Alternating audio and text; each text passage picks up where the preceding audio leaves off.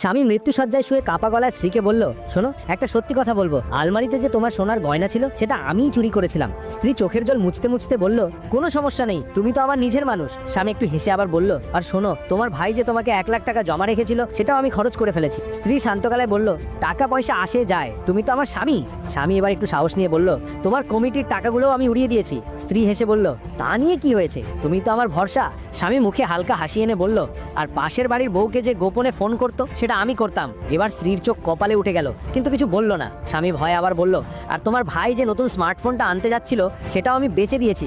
এবার স্ত্রী ঠান্ডা গলায় বলল, কোনো অসুবিধা নেই। স্বামী একটু হাঁপ ছেড়ে বলল, সত্যি, তুমি কিছু মনে করনি? এরপর স্ত্রী যা বলল শুনলে হাসতে হাসতে তোমার পেট ব্যথা করবে, কিন্তু তার আগে যদি তুমি 3 সেকেন্ডের মধ্যে লাইক আর সাবস্ক্রাইব করো তাহলে আগামী 3 দিনের মধ্যে তুমি একটা সুখবর পাবে।